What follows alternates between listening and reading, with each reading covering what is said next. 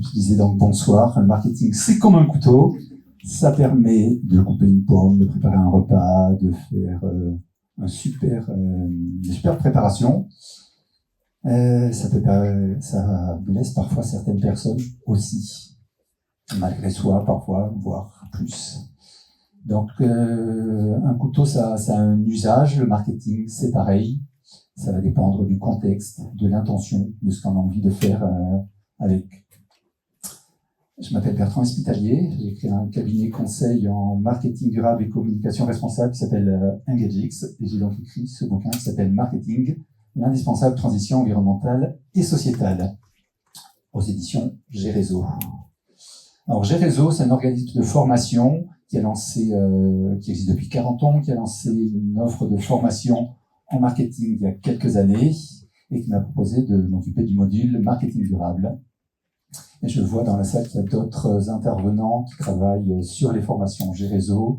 Je crois qu'il y a Lisa, je ne sais pas si elle est là, qui travaille sur le marketing des nouvelles technologies. Il y a Valérie également, qui avait travaillé sur le marketing, le design d'expérience revue, je crois que c'est ça. Il y en a quelques autres. Et vous avez Hervé Rioche, qui est directeur marketing de G-Réseau et qui pourra vous parler à l'issue de cet échange, si vous le souhaitez. Et donc G-Réseau, en plus d'être organisme de formation, ils sont maison d'édition, ils m'ont proposé d'écrire ce livre sur le marketing, cette transition environnementale et sociétale. Et cette année, ces dernières années, j'ai rencontré beaucoup de marketeuses, beaucoup de marketeurs, beaucoup de communicants et de communicants qui m'ont fait part des injonctions contradictoires qu'ils subissaient, qui me disaient, à titre personnel, j'ai changé, j'ai bien pris conscience des enjeux environnementaux et sociétaux, mais à titre pro, je continue à faire la même chose. Je continue à faire du marketing comme avant. J'ai une amie, je crois qu'elle est dans cette salle aussi, je la pointerai pas des yeux, qui m'a dit, tu sais, je suis devenu végane, j'ai arrêté je ne prends plus que les transports en commun, j'ai arrêté l'avion, mais côté professionnel, je continue à envoyer des emailing pour dire ton deuxième polo à moins 70%. Et ça me titille, j'arrive pas à m'en sortir, c'est quand même un gros dilemme. Je suis malheureuse, donc ça va pas. Et c'est pas un qui isolé, je pense qu'il y a plein d'autres marketeurs qui sont dans cette situation-là. Donc c'est un petit peu ça le drame des gens du marketing, voir que la société évolue, que les enjeux évoluent, les injonctions évoluent elles aussi, arrivent de plus en plus nombreuses, et on continue à faire du marketing comme on l'a appris il y a 20, 30 ans, voire plus, avec les mêmes méthodes. On n'a pas vraiment changé. Enfin, si, on a changé maintenant, on a l'IA, donc ça c'est formidable. Donc on continue à faire comme avant, mais puissance 10 000. Donc moi, ce que je voudrais aujourd'hui, c'est faire comprendre aux marketeurs qu'après avoir passé des années à vendre plus, ils peuvent faire vendre mieux. C'est vraiment ça le message que je voudrais faire passer. Donc ce soir, si je vous ai réunis, tous, gens connus, amis, tous qui êtes là, si je vous ai réunis, c'est pour vous inviter au mariage de la RSE et du marketing. La RSE et le marketing, c'est souvent vécu comme un duel. On oppose la RSE, le marketing, encore dans pas mal d'entreprises. Est-ce que personne parmi vous n'a entendu dire occupe-toi de ta RSE, moi je fais du marketing, j'ai du business à faire. On essaie de travailler ensemble. Mais il y a encore beaucoup de structures dans lesquelles il y a une opposition. En tout cas, on marche pas main dans la main. Et je pense qu'il y a moyen de faire quelque chose ensemble. Et c'est pour ça qu'on est là ce soir. Donc, plutôt qu'un duel, je voudrais parler de ce duo. Parce que si on veut faire évoluer la société, si on veut faire en sorte qu'on change nos modes de fonctionnement, si on veut faire évoluer notre consommation, à un moment, il va falloir faire évoluer les offres aussi. Il va falloir rendre les offres plus durables. Et qui est-ce qui fait les offres? C'est les marketeurs. Et il va falloir rendre ces offres-là plus désirables aussi. Et qui est-ce qui rend les offres plus désirables? C'est encore les marketeurs, avec les communicants aussi. Donc moi, je trouve ça hyper enthousiasmant de pouvoir réconcilier RSE et marketing, de pouvoir travailler ensemble, main dans la main, et de continuer à faire notre métier de marketeur, tout en allant sur ces sujets-là pour faire évoluer la société, pour faire évoluer pour faire évoluer les comportements, pour faire évoluer la consommation. Alors, on fera pas tout, nous, à notre niveau de marketeur, mais en tant que marketeur, on doit prendre notre part, on doit apporter notre pierre à l'édifice, pardon. On est un petit peu comme le colibri, hein. Tout le monde connaît cette légende amérindienne du colibri. Tout le monde? Ok. Il y a un grand feu dans la forêt amazonienne, il y a un petit colibri qui se dit j'apporte quelques gouttes, je fais des allers-retours pour apporter quelques gouttes, et tout le monde se dit mais ça ne sert à rien, arrête donc de faire ça, et fuit plutôt que de rester là, essayer d'apporter goutte par goutte. Tant qu'à un moment, lui, le petit colibri va regarder tout le monde et va dire moi, je fais mon job, je prends ma place, je fais ce qu'il faut. Je fais ma part. Et nous, en tant que marketeurs, on a à faire notre part dans ces sujets de transition environnementale et sociétale. Alors, quand je dis nous, les marketeurs, l'idée, c'est de dire toutes les marketeuses et tous les marketeurs. Vraiment tous. L'idée, c'est pas d'avoir une couche de marketing durable en plus de ce qui se fait par ailleurs. C'est pas de rajouter un petit peu de marketing, un peu comme durable, comme une cerise sur le gâteau. C'est vraiment que tous les marketeurs puissent assurer cette transition. Alors, je sais que dans la salle, il y a beaucoup de marketeuses et de marketeurs, de communicantes et de communicants qui sont déjà hyper engagés, qui sont déjà hyper investis sur ces sujets-là. J'ai une mauvaise nouvelle, vous n'êtes pas légion, hein. Vous n'êtes pas majoritaire dans ce pays, hein. Donc, l'idée, c'est de prêcher la bonne parole, d'évangéliser sur ce sujet-là, faire que tous les marketeurs puissent se transformer et pas qu'il y en ait quelques-uns et qu'ils soient tous rassemblés dans cette salle ce soir. Ça ne sera pas suffisant. Donc c'est pour ça que j'ai écrit ce bouquin, Marketing indispensable, transition environnementale et sociétale. Et dans ce bouquin, je commence par une brève histoire du marketing moderne.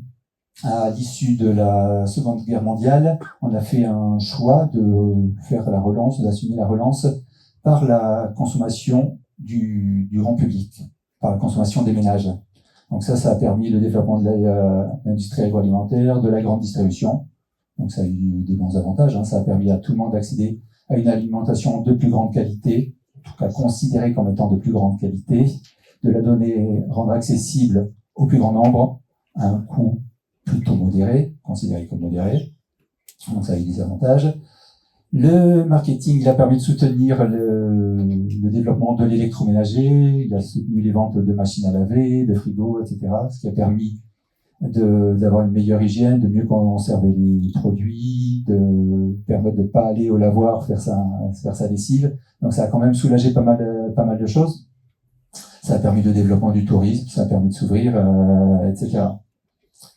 Donc, j'ai une petite question pour vous. Je vais vous inviter à réfléchir à l'histoire de votre propre entreprise et identifier les moments clés où le marketing a contribué à l'amélioration de la situation des personnes, de la société ou de la planète.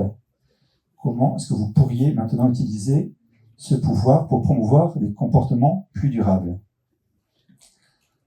Donc, dans le bouquin, j'ai mis plein de petits encarts comme ça, à peu près à la fin de chaque sous-partie, pour que les lectrices, pour que les lecteurs puissent avoir une lecture active, puissent s'impliquer dans la lecture et que ça les amène à réfléchir sur leur situation à eux.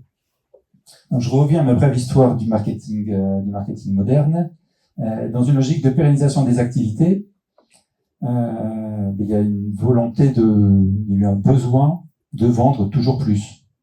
Et c'est là qu'on voit arriver le marketing tel qu'on le connaît, tel qu'on le vit aujourd'hui, engendrant de l'insatisfaction permanente et une surconsommation pour permettre de vendre toujours plus.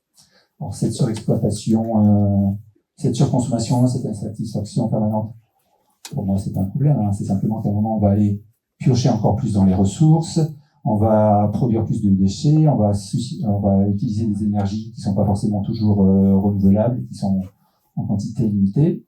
Il y a de l'obsolescence, il y a de l'extractivisme, vous pouvez compléter la liste vous-même.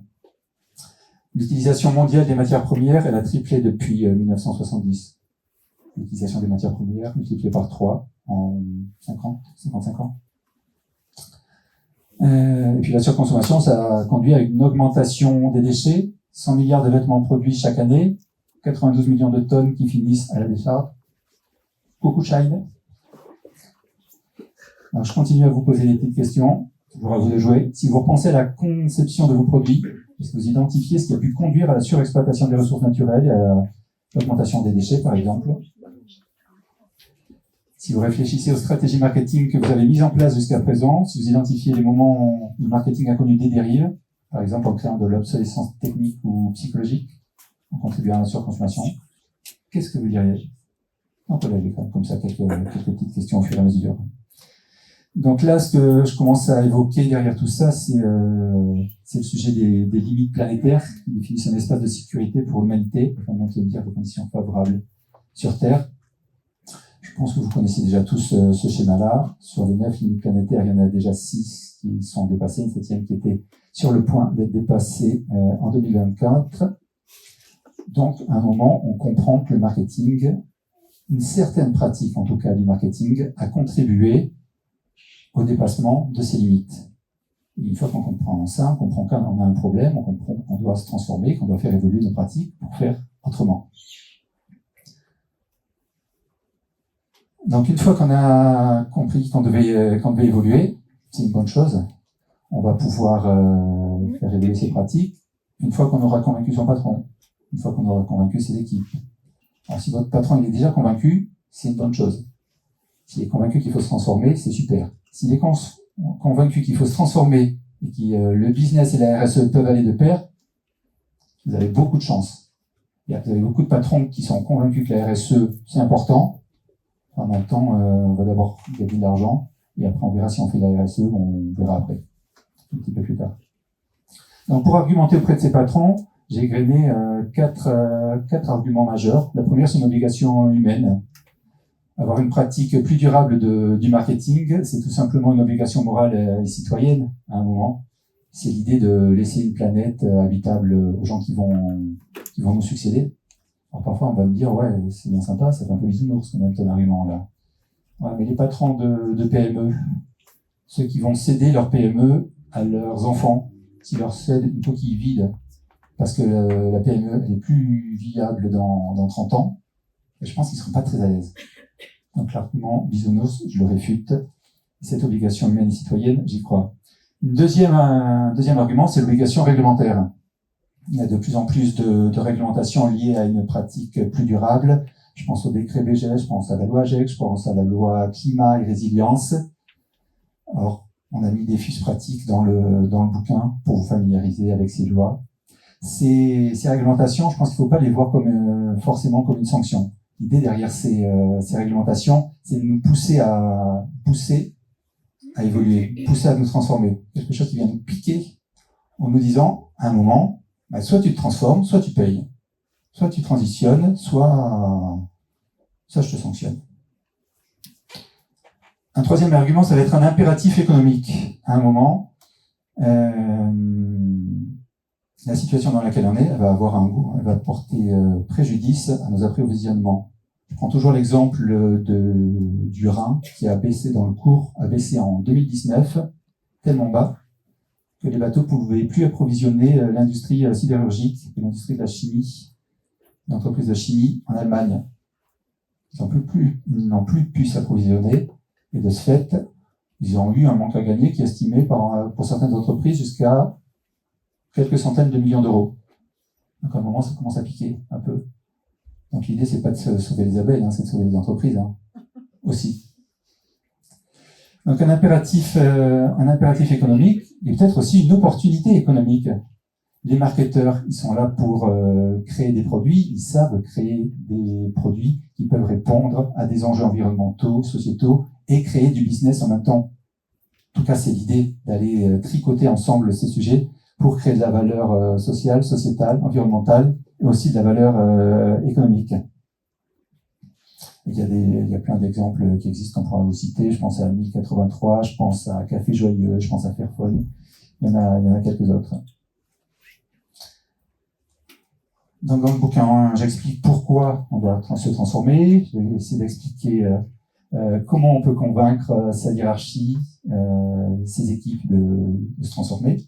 Et ensuite, la grande question, c'est comment on fait. Alors, je ne vais pas rentrer dans le détail de tout ce qu'on peut faire, mais on va parler d'analyse du cycle de vie. L'analyse du cycle de vie, mais comme son nom l'indique, on va aller voir chaque étape de la vie de son produit, de l'approvisionnement jusqu'à la fin de vie, et on va regarder ce qui se passe. Et on va regarder quel est l'impact environnemental ou sociétal que l'on a à chacune des étapes de ce cycle. Et on va essayer ensuite de voir comment on peut analyser cet impact. L'idée derrière ça, c'est d'aller se focuser sur les endroits où on a le plus d'impact. Typiquement, si vous avez vous faites des boissons sucrées et que l'impact environnemental de la bouteille, du packaging, c'est 2%, on commencez d'abord par ce qu'il y a à l'intérieur. Le packaging, vous verrez après. Ça serait important de travailler le packaging. Si 98% c'est le jus, si 98% du problème c'est le jus, on va commencer d'abord par le jus. Typiquement, là je vous ai mis l'analyse du cycle de vie d'un pneu de nos amis de Michelin. L'utilisation du produit par les clients, c'est ce qui représente 63 à 96% de l'impact. Donc le plus gros problème, il est ici. Quand le produit n'est plus entre les mains de Michelin. Donc ils ont fait ce qu'ils peuvent en termes d'approvisionnement, de production, de logistique, même de fin de vie. En revanche, à un moment, il y a l'essentiel de 2 tiers, on va dire, à presque 100%, qui est entre les mains des consommateurs. Donc comment on fait à ce moment-là pour continuer à baisser notre impact? Et peut-être qu'il y a une solution qui est de garder le produit pour soi. Nous, en tant qu'entreprise, je garde la possession du produit et je vais simplement donner l'usage, vendre l'usage, et je vais sur l'économie de la fonctionnalité. J'en profite pour faire un petit clin d'œil. Il y a Béatrice, qui est une experte de l'économie de la fonctionnalité, qui est dans cette salle, et qui intervient à part entière sur ce sujet. Donc, ce qu'ils ont fait, Michelin, c'est qu'ils ont mis en place une offre qui permet à un moment de garder le produit. Ils restent propriétaires du produit, ils vendent l'usage du produit, ils vendent du kilomètre parcouru. Ce qui leur permet de garder la maintenance, ils s'occupent de la maintenance, ils s'occupent de l'entretien des pneus, ils vont les changer au bon moment, etc. Ce qui permet à un moment d'avoir des économies de matière, ils vont rechaper le produit au bon moment. Pour l'entreprise, c'est intéressant parce que ça lui permet de fidéliser ses clients, ça lui permet d'économiser de la matière, donc on a moins d'extraction de matière aussi. Pour le client, ça permet d'avoir un pneu qui est toujours optimal, ça permet de ne pas sortir une grosse somme d'argent dès le départ, mais de lisser les investissements sur toute la vie du produit, etc. Bon, je vous raconte ça. L'honnêteté intellectuelle m'amène à vous dire que je suis pas sûr qu'ils aient pensé à ça quand ils ont mis ça en place il y a 50 ans.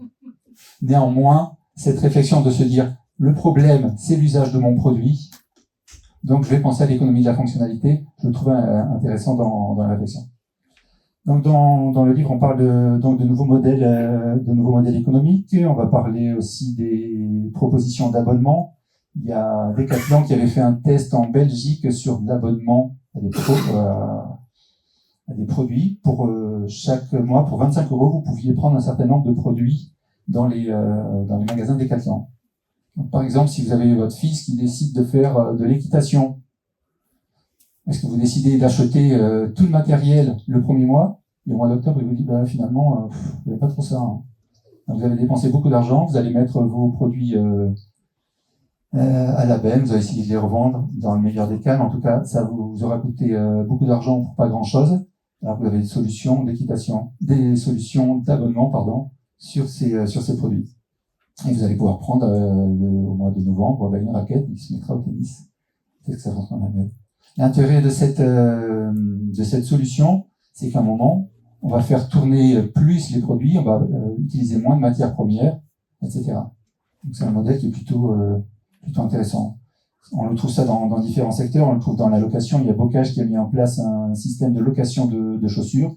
Une fois que vous les avez utilisées, elles sont retournées, elles sont reconditionnées, et ça permet d'économiser 25% de l'impact environnemental des chaussures. Vous avez des gens comme Quicksilver aussi, qui font de la location de combinaisons. Vous êtes habitué à louer vos skis, vous êtes habitué à louer vos surfs. Pourquoi vous ne louez pas votre combinaison de surf ou de ski? Vous aurez la dernière version, la plus à jour, pour faire du sport. Et ça n'encombrera pas vos armoires. On va parler aussi des indicateurs de performance, j'en parlerai pas ce soir. Vous avez le Circular Canvas qui est disponible aussi, qui est disponible par nos amis de Circulab. Vous avez le guide de la consommation responsable dont j'ai fait une synthèse pour vous on peut vous indiquer le meilleur.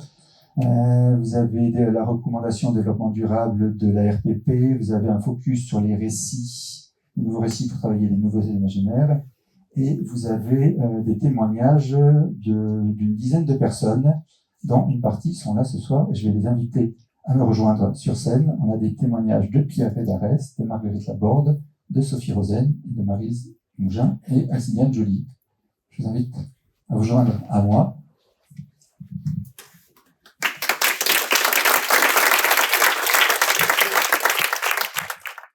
Donc, merci à tous les 5 d'être là, merci d'avoir témoigné. Vous avez d'autres témoignages également dans le livre. Il y a des témoignages de Stéphane Martin de la RPP, il y a Rémi Maronne qui est spécialiste du marketing numérique et du numérique responsable.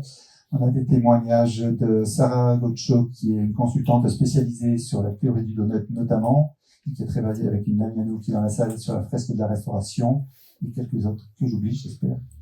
Je ne regarderai pas cette vidéo. Donc, je vais commencer avec toi, Pierre. Pierre, tu es consultant en transformation sociétale. Tu es le fondateur d'un collectif d'indépendants qui s'appelle les Tardigrades. J'ai connu Pierre grâce au collectif responsable de l'ADTEM, l'association de marketeurs qui s'intéresse à ces sujets de durabilité. Donc, toi, Pierre, tu travailles sur les sujets de transformation sociétale, sur les stratégies bas carbone. Tu m'as invité à rejoindre ton collectif des Tardigrades et je t'en remercie. Et Pierre, en plus, a eu la gentillesse de relire le bouquin et de me challenger, de me poser des questions et de me dire d'aller un peu plus loin sur certains sujets. Merci à toi. Pierre, la première question, c'était comment on fait? C'est quoi la première étape pour repenser son offre? Est-ce qu'on fait un bilan carbone? Est-ce qu'on fait un bilan environnemental? Est-ce que c'est des coûts de socio-conception? Comment tu fais? Alors déjà, merci de... Je sais pas si ça marche. Oui, ça marche. Ça a l'air de marcher. Non, mais déjà, merci Bertrand de m'avoir proposé d'intervenir dans ton livre, de m'avoir proposé de le relire. Et là, ça va mieux? Ah oui, ça va mieux.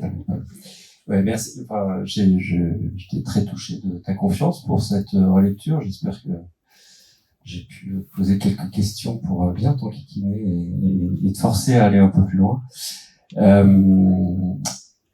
J'étais quand même très admiratif de voir qu'il y avait des gens qui se lançaient pour écrire un bouquin. Donc j'étais quelque part un peu fier de porter ma petite contribution de colibri. Pour revenir à ta question, par quoi on commence? Est-ce qu'on fait un bilan carbone? Est-ce qu'on fait une analyse de cycle de vie? Non, on commence pas par là. Déjà, on commence par, je pense, par comprendre de quoi on parle, de comprendre les enjeux. Donc c'est de la formation, évidemment. C'est pas forcément uniquement, et c'est pas forcément uniquement de la formation au sens, scolaire du terme. Ça peut être de la sensibilisation, de la culturation, mais c'est pas après une fresque du climat ou une fresque du marketing que je recommande malgré tout, mais qui ne doit être qu'un début. Ça peut être des formations un peu plus poussées, et c'est aussi peut-être se confronter à d'autres témoignages, et puis pas hésiter à se faire accompagner au départ dans une optique de devenir autonome sur ces sujets-là, parce que c'est en pratiquant qu'on comprend les choses. Ça, c'est le premier point déjà. Comprendre les ordres de grandeur, comprendre les enjeux du monde, comment mes offres, mes produits, mes services interagissent sur ces enjeux-là. Et puis après, c'est aussi prendre son courage à deux mains. C'est-à-dire, c'est regarder les choses en face. Et la première question à laquelle il va falloir, enfin la seule question qui va être valable finalement, et pour lequel on va utiliser tous les outils que tu citais avant, il me semble, c'est est-ce que mon produit ou service, il peut continuer à exister dans un monde compatible avec les accords de Paris, donc un monde à 2 tonnes de CO2 par personne, voire un peu moins, parce que plus on attend, moins on en aura. Et dans un monde compatible avec les frontières planétaires que tu montrais tout à l'heure, et dans un monde compatible aussi avec le plancher social, qui est l'autre partie du donut, puisque est-ce que mon service, finalement, ou mon produit, va servir à quelque chose. Donc, à partir du moment où quelqu'un qui a un mode de vie, on va dire, qui rentre dans ce cadre du donut, à partir du moment où un client comme ça peut continuer à acheter mon produit et service, alors j'aurai réussi. Bon, vaste question. Aujourd'hui, je suis pas sûr qu'il y ait beaucoup d'entreprises qui aient des produits et services qui permettent de soutenir de tels modes de vie. Donc après, une fois qu'on a dit ça, il faut être prêt, quand je dis prendre son courage à deux mains, ça veut dire être prêt à renoncer à certaines choses, et prêt à aller essayer d'autres choses, d'autres opportunités, comme tu disais tout à l'heure. Effectivement, il y a des choses qui pourront plus exister dans un monde à 2 degrés, enfin, si on aimerait bien, rester sous 2 degrés. J'ai perdu le fil de ce que je disais. Parce qu'évidemment, j'ai pris des antisèches, mais oui, voilà, donc être prêt à renoncer et à identifier des opportunités. Et une des premières choses, je dirais, un des premiers canevas qu'on peut avoir en tête, c'est de se dire quels sont les besoins primaires, en tout cas pas les désirs créés par des récits marketing de surconsommation, mais des besoins réels qui soient dans le donut, quand on parle de donut, est-ce que ça sert l'égalité entre les genres? Est-ce que ça sert l'accès à l'éducation? Est-ce que ça sert la santé? Est-ce que ça sert tel ou tel besoin? Et est-ce que mes produits et services permettent de respecter les frontières planétaires, c'est-à-dire le climat, la biodiversité, le cycle de l'eau, l'azote et le phosphate, etc., etc. Et c'est là où j'en viens aux outils. Tu me dis si je suis trop long. Et là, il y a plusieurs manières de faire, je dirais. C'est aussi face aux enjeux des activités des uns et des autres, où on va avoir des impacts plus ou moins forts en termes d'émissions de gaz à effet de serre, évidemment, en termes de biodiversité, en termes de cycle de l'eau, etc. C'est-à-dire que effectivement, si on est je dirais un transporteur, il y a de fortes chances qu'il faille aller regarder du côté de l'énergie et des émissions de gaz à effet de serre.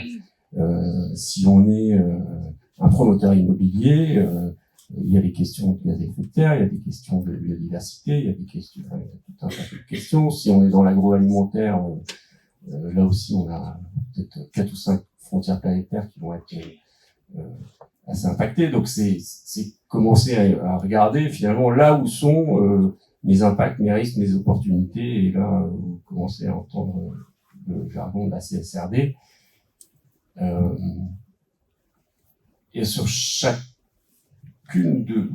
de ces enjeux, on a des outils qui existent. Pour prendre la partie liée au gaz à effet de serre, commencez par faire un bilan carbone, commencez par mesurer, par comprendre là où sont vos impacts. Mesurez pas pour dire je fais mieux ou moins bien que le copain, parce qu'en fait, c'est pas fait pour ça, et ça sert à rien de comparer finalement. Est-ce que je fais mieux ou moins bien que le copain, parce que je rends pas forcément le même service pour une empreinte carbone différente ou équivalente. Mais c'est surtout pour savoir ce sur quoi je vais travailler et les pans de ma chaîne de valeur que je vais aller investiguer. Merci pour cette réponse, et je pense que ça amène à s'interroger avec Marguerite, et je pense qu'il y a des choses qui vont venir en écho par rapport à ce qu'a ce qu'a raconté Pierre. Marguerite, on va rentrer dans le concret encore plus avec toi. Donc Marguerite, directrice Mustela Global chez Expansiance. Moi j'aime bien le franc-parler de Marguerite. Je l'avais invitée à venir voir mes étudiants il y a 1 an à peu près. Je leur ai dit, faites des recherches sur Marguerite, faites des recherches sur Mustela. Et les étudiants ont trouvé, on a trouvé un truc de dingue, ils vont arrêter les lingettes jetables en 2027, alors que ça représente, je crois, 20% du chiffre d'affaires en France. Et Marguerite a dit, mais vous pensez que c'est suffisant ça? Donc, Marguerite, je vais avoir 2 questions pour toi, parce que tu as 2 casquettes. Donc, la première, c'est pour la directrice marketing de Mustela. Comment ça s'est passé par rapport à ce que nous a expliqué Pierre? Est-ce qu'il y a des points qui viennent en résonance par rapport à ce que vous avez mis, par rapport à la prise de conscience, par rapport à ce renoncement aussi à certains produits? Qu'est-ce que tu veux nous dire? Effectivement, beaucoup de résonance avec ce que tu nous as partagé. Peut-être déjà pour ceux qui connaissent pas, donc Mustela, c'est une marque de soins dermocosmétiques pour la famille qui est vendue à l'international et beaucoup en pharmacie. On appartient donc à Laboratoire Expansiance, qui est une entreprise familiale indépendante. Et on a déjà engagé une transformation d'entreprise, clairement, puisqu'on est certifié B Corp depuis 2018 et entreprise à mission.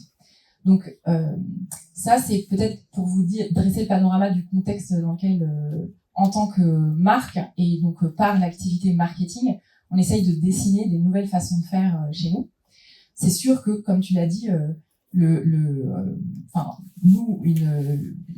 contexte dans lequel on est et le premier levier sur lequel on a agi, le premier step de la démarche, c'était effectivement de faire un bilan carbone, de se donner une trajectoire, donc de travailler vraiment sur la partie modèle opérationnel et donc le faire moins mal en fait, et donc diminuer notre impact, donc à travers les émissions de gaz à effet de serre avec une trajectoire validée par SBTi, à travers aussi le calcul par exemple de notre empreinte biodiversité. Nous, on est donc les cosmétiques en général, on est très très dépendant de la biodiversité puisque alors pour les marques qui en tout cas ont des formules naturelles, on source avec des formules et des ingrédients qui viennent directement de la nature.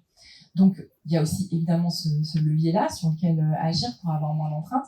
Et puis il y a l'éco-conception des produits. Donc ça, on a aussi déjà commencé à travailler dessus depuis quelques années, enfin depuis de nombreuses années, mais c'est vrai que récemment on a accéléré avec des objectifs comme le fait de se dire que on n'allait pas mettre sur le marché des produits qui ont une empreinte supérieure à ceux qui existent déjà dans notre portefeuille. Donc déjà il y a tout le travail de faire des analyses de cycle de vie et de se dire je vais pas lancer un produit qui a une empreinte moins bonne que ce que j'ai déjà dans mon portefeuille. Et puis aussi lancer des produits qui permettent d'aller transformer les usages et derrière c'est des nouveaux réflexes de consommation et qui derrière amènent moins d'impact comme les éco-recharges, le vrac, voilà. Donc ça, je pense par l'innovation, c'est le premier levier sur lequel on agit. Mais après, et c'est là où vraiment je te rejoins à 100%. Pour nous, ça suffisait pas. C'est-à-dire que on s'est vraiment posé la question de, en tant que marque, c'est quoi notre utilité? Et donc vraiment, ce changement de posture d'un point de vue marketing, pour moi, il est essentiel parce que ça permet de se dire, mais à quoi sert mon activité? Parce qu'en fait, si elle sert à faire pour des produits ou des services qui ne sont pas utiles d'un point de vue des besoins qui sont primordiaux, qui sont l'eau, l'énergie, l'alimentation, la santé, en fait, il faut vraiment que je me questionne aussi sur ce que je mets sur le marché. Et donc, pour ça, on s'est donné une mission de marque qui est d'aider les parents et les familles à élever des générations en bonne santé sur une planète en bonne santé. Ça rejoint pas mal le cadre de l'entreprise à mission, le fait qu'au sein de Laboratoire Expansiance, on s'est aussi donné une mission d'entreprise globale autour du bien-être des individus. C'est vrai que sur Mustela, elle est déclinée sur les familles prioritairement, et aussi sur le fait que le fait d'être parent, c'est aussi quand même croire en le futur et qu'on on est nativement responsable de ce point de vue-là, et on se doit aussi de donner à notre audience des perspectives positives. Donc cette mission de marque, on s'est donné au niveau de la marque Mustela, et en fait, ça dirige vraiment toutes nos activités, et c'est ça qui nous drive pour prendre nos décisions. Et donc cette mission de marque en tout cas, on la communique pas telle quelle au grand public. Évidemment, on va jouer dessus et on communique d'autres aspects, mais en tout cas, nous, c'est notre boussole interne qui nous aide à prendre des décisions. Et une fois qu'on a posé ça, en fait, c'est derrière beaucoup plus facile de dérouler de la stratégie et l'ambition et la trajectoire, parce que ça coule de source, en fait, de se dire, en fait, est-ce que ça rentre dans le cadre de notre mission? Non, probablement pas. Et donc, une fois qu'on a posé ça, on a travaillé énormément sur, et c'est vraiment loin d'être fini, hein, enfin, on pose les briques les unes après les autres, hein. Mais donc, on travaille sur notre portefeuille produit et se dire, il y a peut-être dans notre offre des produits qui sont plus ou moins utiles que les autres. Donc, ça nous a déjà permis d'éliminer effectivement certaines pratiques. Par exemple, le sujet des éditions limitées, c'est un sujet qui sur le marché est assez assez aimé des consommateurs, mais qui est aussi qui permet pour les marques de driver de l'achat d'impulsion. Mais au final, c'est une pratique qui, si on regarde, qui stocke chez le consommateur et qui déclenche finalement de la surconsommation au lieu de parier sur la fidélisation et sur cet aspect-là du marketing. Donc les éditions limitées, on s'est donné le guideline d'arrêter. Il y en avait beaucoup dans le passé, hein, et encore aujourd'hui, c'est pas forcément facile. Hein. Tous les jours, j'ai un marché qui va me demander une édition limitée, Schtroumpf ou voilà. Et donc on se l'interdit dorénavant. Il y a effectivement dans notre portefeuille des produits sur lesquels on se dit qu'il vaut mieux parier pour l'avenir parce qu'ils répondent à des problématiques de santé. Santé, c'est peut-être un grand mot pour la dermocosmétique, mais en tout cas, ils s'en rapprochent parce que si on prend par exemple la protection solaire, en fait, ça reste quand même très utile. Les soins, par exemple, contre l'atopie. Donc, du coup, ce qu'on fait, c'est qu'on essaie de se focuser sur ces zones-là de l'offre où on se dit, en fait, c'est là où on a intérêt à aller dans le cadre du donut. Et puis, on a effectivement le sujet des renoncements à certains points du portefeuille, comme par exemple le sujet de l'offre des lingettes, où effectivement on a pris l'engagement de sortir de ce marché-là en 2027. On a pris le temps de le faire en fait.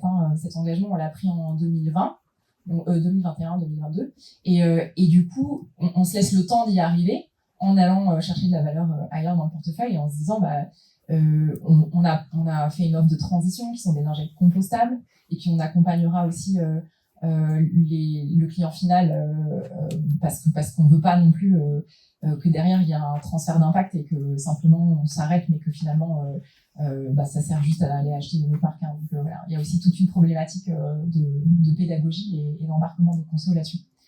Donc voilà, ça je dirais c'est vraiment pour la partie offre. Et puis après, je pense que, tu parlais tout à l'heure, il y a la partie offre, mais il y a quand même aussi la partie communication. Et nous, moi, je suis assez persuadée que en tant que marketeur, on a quand même aussi on peut se donner aussi le devoir de bien utiliser son budget marketing en termes de communication. Et donc, il y a plein de choses à faire. Il y a le fait d'aller se dire qu'on va flécher ses investissements justement sur les catégories qui sont les plus vertueuses et en même temps qui servent la prospérité de l'entreprise, parce qu'on n'est pas une ONG.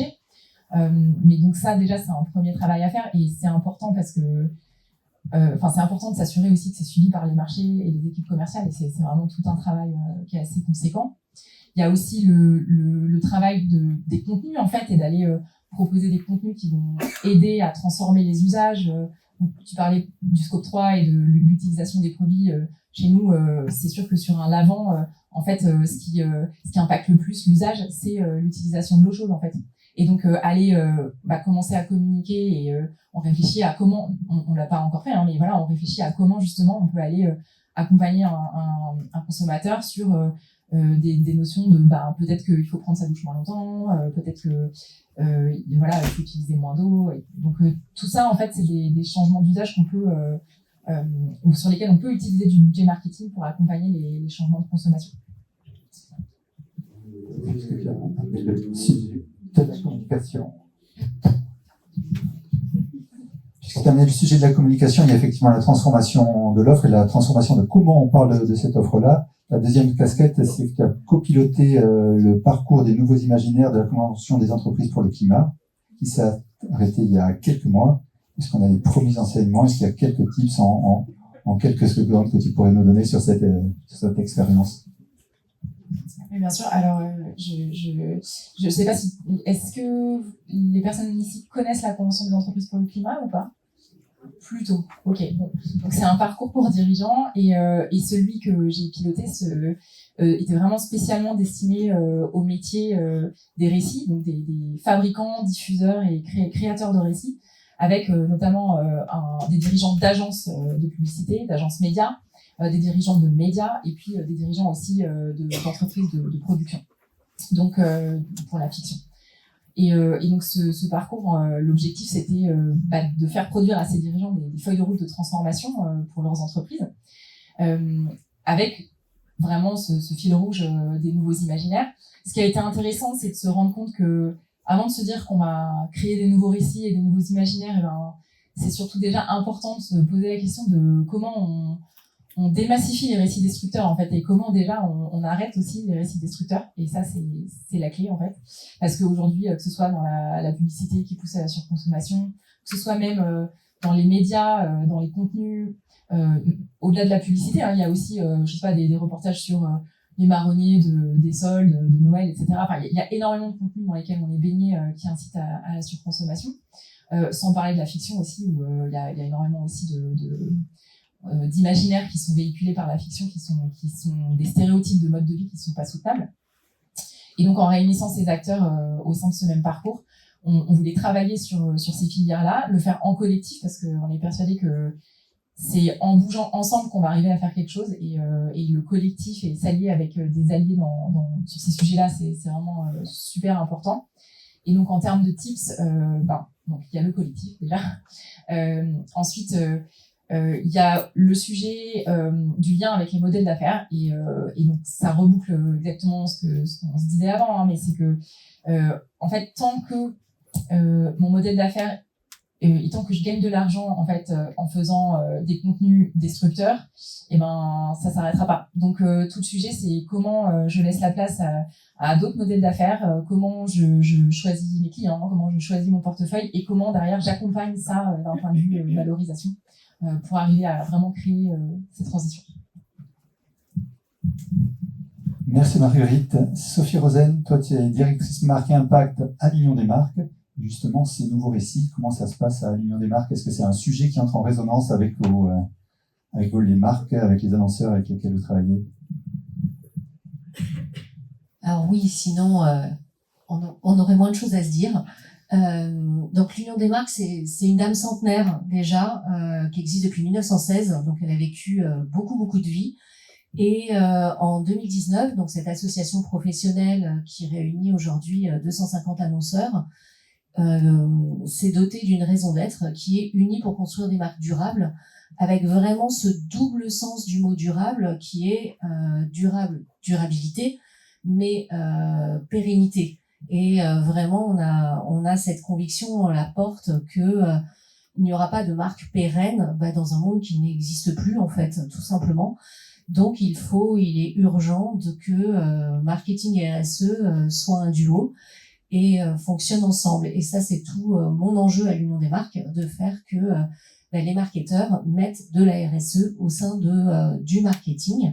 Et pour venir sur la question des récits, c'est quelque chose effectivement que l'on porte et que l'on va porter à la fois sur le côté environnemental, mais aussi sur le côté social.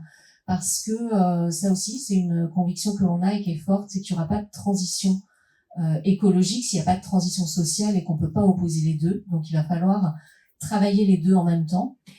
Et je voulais aussi reboucler sur quelque chose que tu disais sur les façons de convaincre son patron, parce que nous on représente beaucoup de groupes, alors pas comme Marguerite, mais beaucoup de groupes du CAC 40 et du SBF 120. Donc on a besoin d'aller convaincre des hiérarchies pas toujours simples à convaincre sur ces sujets. Et en fait on a des chiffres, notamment de Kantar, je regarde ma fiche parce que j'arrive pas à les connaître par cœur, mais une publicité qui est perçue comme inclusive, elle va générer 23% de plus d'intention d'achat et 26% de plus de mémorisation. Et donc, nous, c'est notamment par ces études, par tous ces travaux que l'on va pouvoir pousser, mettre en place, que l'on va aussi permettre d'activer les bons leviers. Et après, comment ça se passe au quotidien, de façon très concrète, ça va être des ateliers, des groupes de travail, des guides, vraiment tous les outils que l'on peut mettre en place. Je vois Laurent au fond, debout.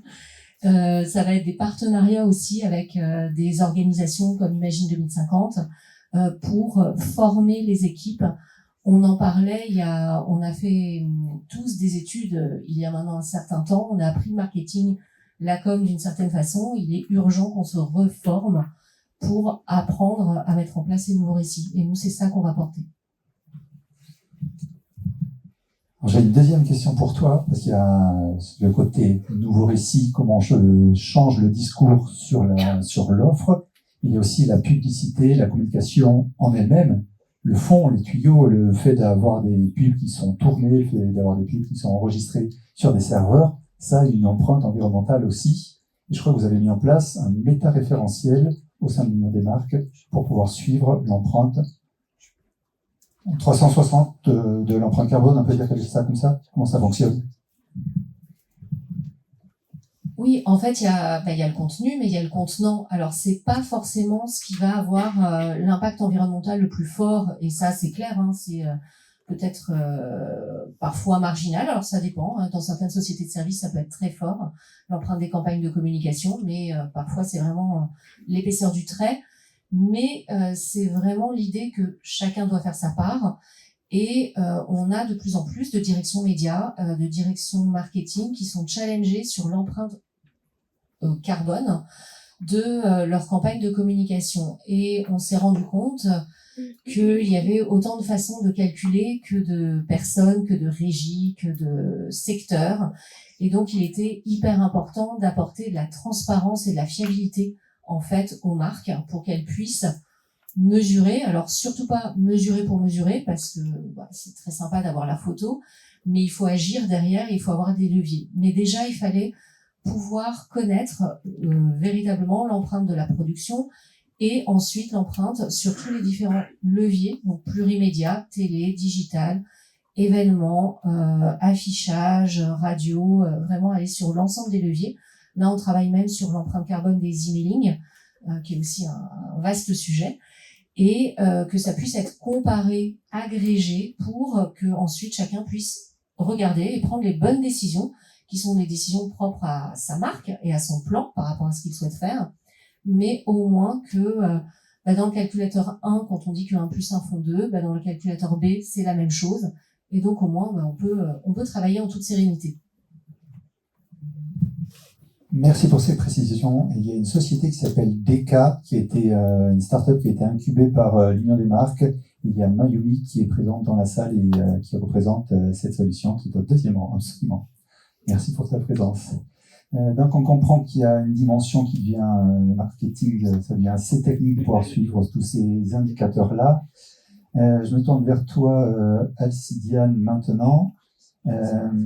Quand on prend en considération tous ces éléments-là, on comprend qu'on doit s'appuyer sur les gens de la RSE. Toi, tu es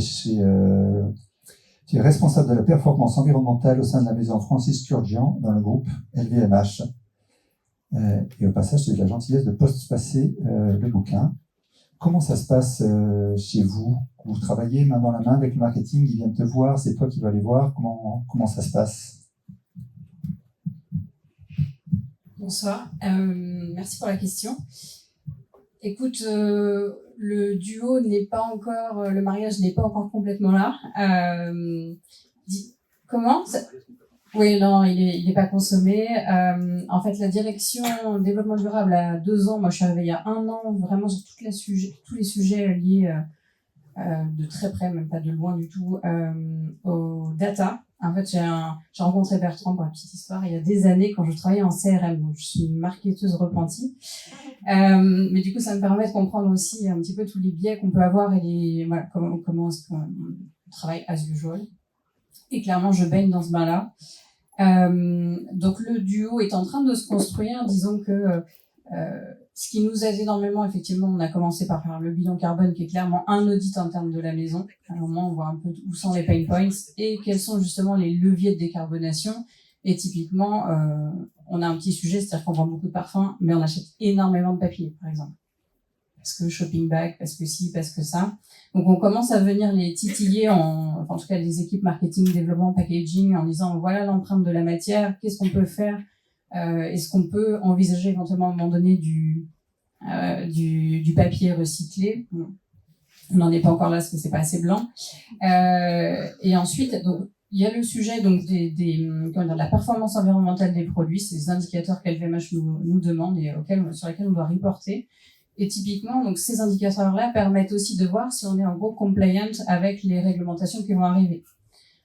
Et en l'occurrence, une manière de convaincre son patron, c'est de dire, eh bien écoute, si on ne rénove pas, si on ne fait pas un refit de ce flacon de parfum et de son packaging, avec la PPWR, qui est une version AGEC européenne des produits, en fait, on ne pourra plus le mettre sur le marché. Donc, qu'est-ce qu'on fait? Du coup, il n'y a pas de négociation de c'est joli, c'est pas joli. C'est pas le sujet, en fait. Le sujet, c'est est-ce que tu veux continuer à le vendre? Ça, déjà, ça facilite beaucoup d'échanges. Et c'est très bien, parce qu'au moins, c'est factuel et il n'y a pas de débat. Moi, je suis personne pour dire que c'est beau ou pas. Ensuite, qu'est-ce que je peux te dire d'autre? En fait, on a mis en place plein d'outils de monitoring pour vraiment éveiller les consciences parce que ça se fait pas tout seul et quand on met les chiffres sous les yeux, ça fait un peu tiquer et typiquement, on monitore aussi le fret de nos produits, mais pas que. Donc, j'avoue que quand on voit qu'il y a énormément de shopping bags qui partent en avion dans certains pays, c'est un petit peu irritant. Donc, on a inscrit dans la trajectoire de décarbonation évidemment le fret et la direction des opérations et financières a mis des objectifs de réduction du fret aux filiales.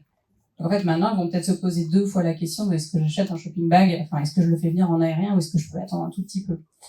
Il y a ça et donc, désolée, je parle beaucoup, mais il y a un autre sujet, je voudrais rebondir sur Marguerite.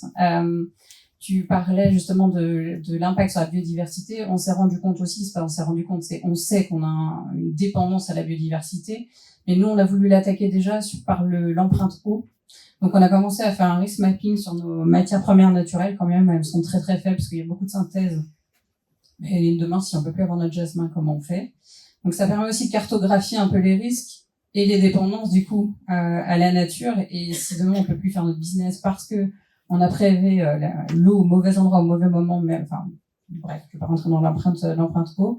Donc ça déjà, j'espère que ça va éveiller encore plus de conscience qu'on n'a pas encore partagé les résultats, mais nous on les a eus, donc on voit bien le risque. Et ensuite, maintenant, en plus du carbone, parce que le carbone pour moi n'est plus suffisant, c'est presque old school, même si c'est la base de ce qu'il faut faire. On a calculé l'empreinte eau de nos packaging. Parce que l'objectif, c'est de dire, les gars, c'est pas que du carbone, mais c'est aussi beaucoup d'eau qu'on emprunte à la nature. Voilà. Et donc, globalement, aujourd'hui, de plus en plus, ça commence à se faire dans les dans les réunions, marketing avec les big boss. Ça commence à se faire. Il y a des questions qui commencent à être OK, est-ce que tu as mesuré l'impact environnemental de ton développement de parfum? Non? Bon, va voir Alcidiane, elle va modéliser ça. Donc voilà, on commence effectivement à me poser des questions. Est-ce que tu peux me faire l'analyse de cycle de vie? Bon, bref, je fais des simulations un peu dans tous les sens. Et voilà, comme ça, on est clair à la prise de décision. Mais c'est sûr qu'on est encore sur... C'est un projet RSE. C'est pas un projet d'éco-conception. Voilà. Donc c'est vraiment...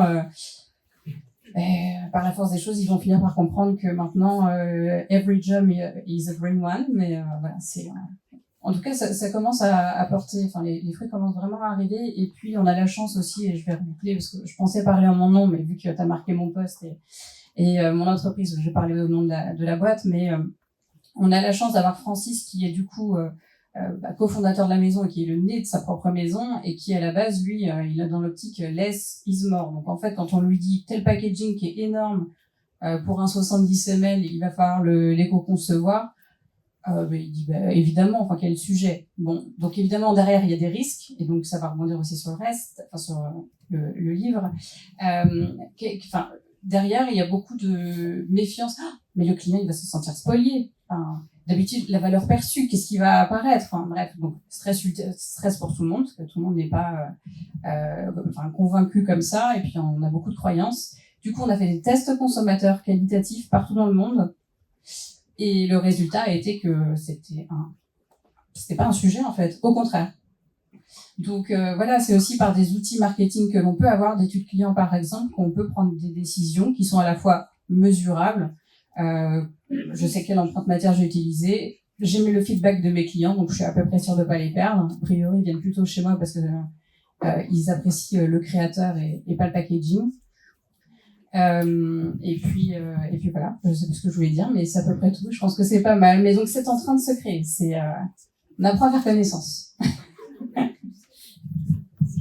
Merci pour ce témoignage, Alcibiane. Donc, toi, tu avais écrit la postface et Maryse Mougin a écrit la préface du bouquin. Merci, Maryse. Maryse, tu es directrice excellence et offre service associée du groupe. Je vais la faire. Directrice offre et services associés grand public du groupe La Poste et coprésidente de la DTEM. Merci d'être là. Ce soir, ma première question pour toi, c'était comment les enjeux environnementaux et sociétaux font évoluer le marketing de La Poste? Et la deuxième question, c'était quel conseil tu donnerais aux marketeurs en tant que coprésidente de la DTEM? Bonsoir à toutes et à tous. Alors, si j'attaque avec La Poste, évidemment, La Poste, c'est un vaste sujet. La Poste, nous sommes entreprise à mission depuis 2021. Et dès 2022, nous avons pris 4 engagements qui sont assez particuliers à La Poste, parce que vous les retrouverez pas dans n'importe quelle entreprise, parce que La Poste n'est pas exactement n'importe quelle entreprise du point de vue de sa présence, si je peux dire. Alors, le premier, c'est contribuer au développement et à la cohésion des territoires. Le deuxième, c'est favoriser l'inclusion sociale. Le troisième, c'est promouvoir un numérique éthique, inclusif et frugal. Le quatrième, c'est œuvrer à l'accélération de la transition écologique pour tous. Alors, on a commencé à mettre tout ça en œuvre dès 2021 et on a été très satisfait de voir qu'en novembre 2024, contre toute attente, si je peux dire, on a eu la joie de voir que Moody's nous a donné une note de 81 sur 100 et nous a classé meilleur du monde.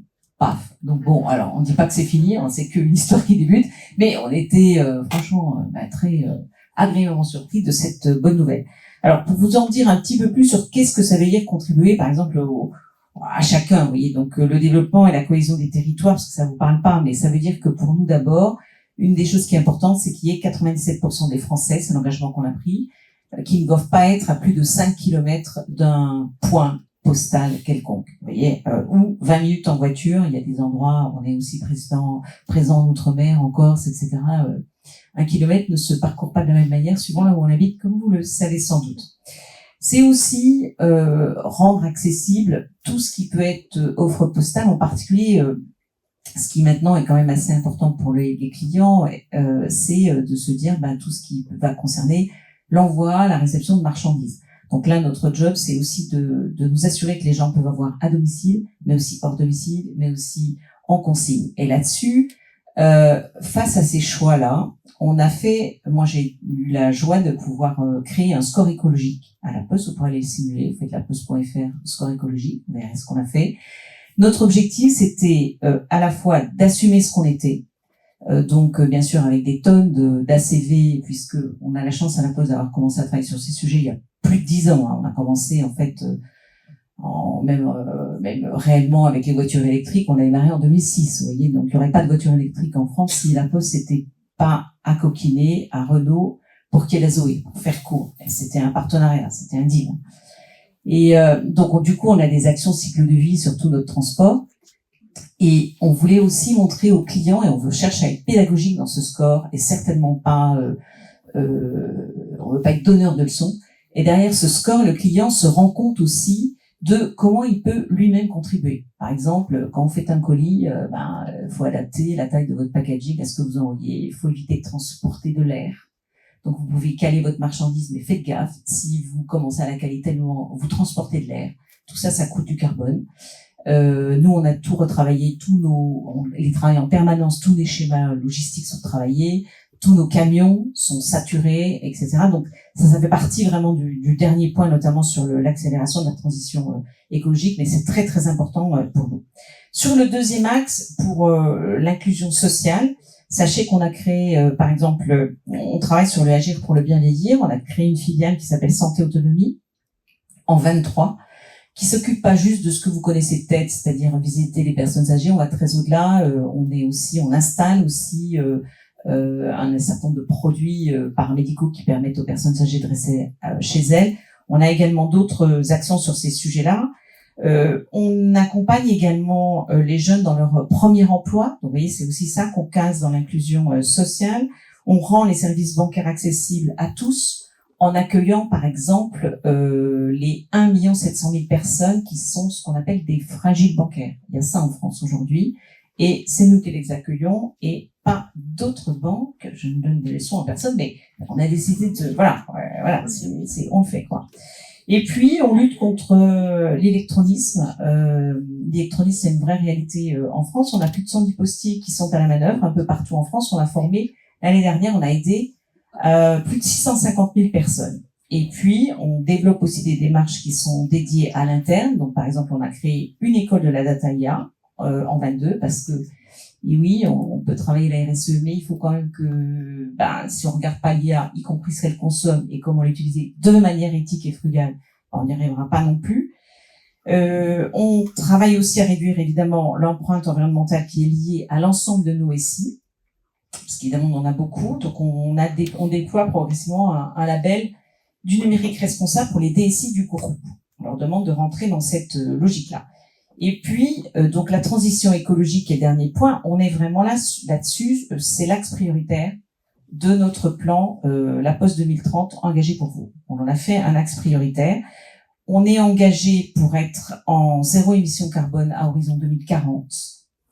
Donc là, c'est assez ambitieux. On n'est pas les seuls à être là-dessus, comme dans les entreprises à mission, mais ça reste quand même assez compliqué. Donc évidemment là, je vous parlais du schéma logistique tout à l'heure, c'est vraiment du premier au dernier kilomètre qu'il va travailler en permanence. On travaille évidemment la finance responsable, l'immobilier responsable, en interne comme pour nos clients. On favorise aussi tout ce qui est recyclage. On propose beaucoup d'achats d'occasion, on recycle nos propres vélos qu'on revend à la population, etc. Donc on est complètement dans cette logique-là également du réemploi de tout ce qu'on peut utiliser. Et puis enfin, on est également motivé par la biodiversité, par la protection du vivant.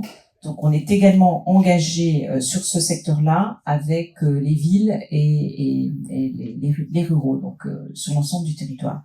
Donc voilà, c'est ça que ça donne un petit peu à la Poste. Donc c'est un sujet quand même assez central pour nous. On en entend parler quand même au quotidien. C'est vraiment pas quelque chose de voilà, c'est notre quotidien. Et puis j'enchaîne tout de suite avec ta deuxième question sur l'ADTEM. Alors à l'ADTEM, donc là on est une association qui est la plus grande association française des marketeurs. On a un petit peu plus de 1000 adhérents, et à l'ADTEM, vous avez peut-être remarqué que finalement dès 2020, c'est pas tout à fait par hasard, on a choisi d'être vert. Notre logo est devenu vert dès 2020. Et cette même année-là, on a créé aussi ce dont Bertrand a parlé tout à l'heure, c'est-à-dire le collectif responsable qui est extrêmement actif et qui nous permet de bien avancer. Alors, conseil que je donnerais, moi la première chose que je dirais à tous les marketeurs, c'est vraiment impérativement de montrer de la curiosité sur les sujets RSE, de s'intéresser à cette question et de surtout pas laisser ce champ aux experts, ne pas les laisser aux stratèges, ne pas le laisser aux producteurs, ne pas les laisser aux RH, voire aux financiers. Il faut pas les laisser à qui que ce soit parce que sur le fond, c'est un écosystème. Moi, je crois pas qu'il y aura de RSE. C'est des projets d'entreprise, la RSE. C'est pas un projet marketeur, c'est pas un projet RSE. S'il n'y a pas l'entreprise et l'ensemble de l'écosystème d'une entreprise qui s'y met, il se passe rien. Donc, moi, je promeus ça. Je demande aux équipes de se dire aussi que le marketing, il a une certaine place dans l'entreprise, mais il ne fait pas tout non plus. Il est à l'initiative, mais pas forcément. Quand il s'agit de projets d'entreprise à ce point-là structurant, il ne pourra pas agir tout seul. Donc là, il faut qu'il n'hésite pas à se faire aider, pour se faire inspirer. Là aussi, on propose à l'ADTEM tout un arsenal pour permettre à nos adhérents de venir à des conférences, d'avoir tout le contenu du collectif. On a créé une fresque du marketing sur le modèle d'ailleurs de la fresque du climat et de la fresque des médias. Elles sont construites sur le même modèle. Et puis, il faut effectivement se former grâce à la fresque, mais aussi, ça a été évoqué tout à l'heure, ne pas avoir peur des normes. Les normes, en fait, ça fait avancer. Ça, je le tiens de gens au MIT, qui nous ont spontanément parlé de la CNIL, où on pensait qu'en bon américain, ils nous diraient vous les Frenchies avec la CNIL, quel enfer. Ils nous ont dit exactement l'inverse, ils nous ont dit non mais la CNIL, nous, en tant qu'ingénieurs qui bossons sur Natalia, c'est du pain béni, vous nous faites avancer tous les jours. Donc les normes, c'est ça fait avancer. Il faut pas en avoir peur, il faut les regarder et les transformer en opportunités dans ce qu'on peut tous savoir à faire. Et puis enfin, je terminerai par le fait que je pense que quand on est marketeur, enfin, faut pas hésiter à être convaincu et avoir des convictions.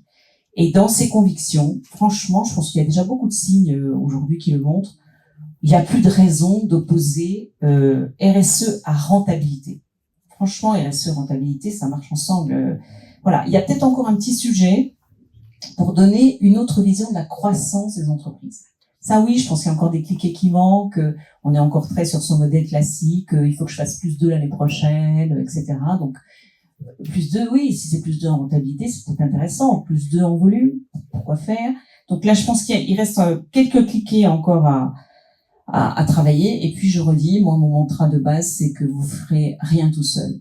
Que vous soyez marketeur ou quoi que ce soit d'ailleurs. Donc, c'est le collectif, c'est un sujet collectif. Donc, il faut faire des alliances. Il faut partneriser avec tout ce que vous pouvez partneriser. Voilà. Super. Merci Maryse. On va conclure comme ça. On voit pas mes slides, tant pis, c'est pas grave, je vais vous les dire. L'idée, c'était de dire que là où il y a un grand pouvoir, il y a une grande responsabilité, comme le disait non pas Oncle Ben, mais Winston Churchill il y a quelques années. C'est un peu comme ça que je vois le marketing. Je pense qu'on a notre meilleur rôle à jouer. C'est comme ça qu'on va redorer le blason du marketing qui s'est fait un peu chahuter ces dernières années. L'idée, c'est de mettre son pouvoir au service de la transition en créant des offres plus durables. Une fois qu'on a fait ces offres plus durables, et rendre plus désirables. Je remercie Pierre Fédérès, Marguerite Laborde, Sophie Rosen, Maryse Mougin, Alcidiane Joly. Il y a également des témoignages de Nicolas Chaban, Catherine Réju. Nicolas Chaban, c'est le patron de C'est qui le patron? Voilà, tout simplement. Catherine Réju de la DTEM, Stéphane Martin de la RPP, Justine Laurent de Circulab, Rémi Maron, qui est spécialiste en marketing durable, Sacha Gotchou, experte en théorie du donut. Merci à vous. Passons à l'action. On se retrouve en petit cocktail. Merci à tous.